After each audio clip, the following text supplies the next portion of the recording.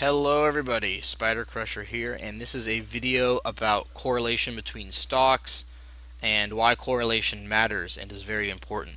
Now, quick word on correlation. I'm not talking about the fact that sometimes the yen goes one direction and the indices go another direction, and you say, oh well, one's up, one's down, I'm going to do this, that, and the other thing.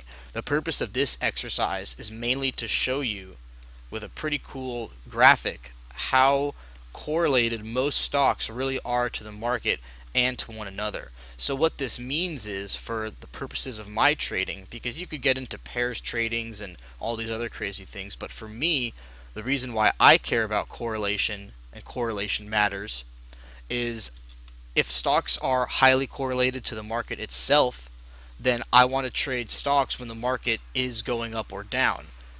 So essentially, if the market is bullish, I want to be trading bullish stocks because I already know that most stocks are correlated to the market. So that might be completely obvious in the sense that a rising tide lifts all boats and all these other expressions. But once you see it, you kind of realize that if you can get the direction of the market right, then you're already dramatically increasing your edge for the direction of your stock picks. And this is why I use the trade timer to frame my market decisions, because when the trade timer says the market is bullish, what that means is that the majority of stocks which are positively correlated with that market have a higher chance of going up. So here we have the S&P 500, and I'm comparing it to the SPY, and you can see that the indicator I've made shows a 1 correlation across 55 periods. That makes sense. What would be something we would expect to be negatively correlated with the market? I know, bonds. So let's look at TLT.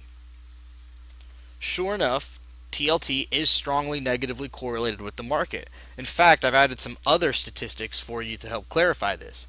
Percentage of bars with a strong negative correlation, 12.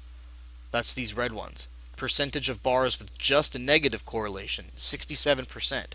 So 2/3 of all this trading history, the TLT has an inverse relationship with the SPY. And similarly, I guess you could see right here, percentage of bars with a strong positive correlation, only 1.85%. And, given the way we understand the flow between stocks and bonds to work, that's totally sensical, if I can make up a word. Now let's look at JP Morgan.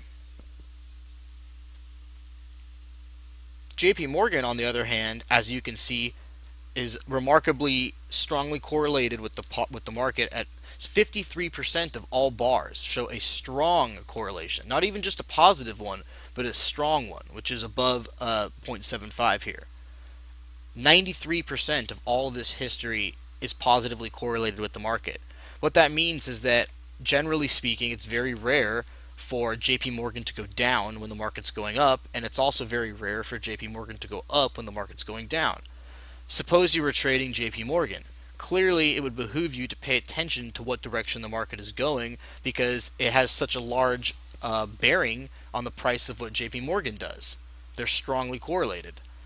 So when I flip through lots of stocks, what I realize is that a lot of stocks, now I'm going to say that again more clearly, the majority of stocks spend most of their time strongly correlated to the market. So if you just thumb through these stocks, you're going to find instances where they become negatively correlated, but that for the most part, the larger portions of their history are correlated with the market. So to come back to the trade timer concept and why this is helpful in my trading is, if I know that the market is positively showing positive momentum, here you can see that the SPY was going up, right? In the background, look at this breakout right here. It failed. Now, when the market had a bullish trade timer signal, which was not right here, but somewhere over here, these breakouts ended up working significantly better.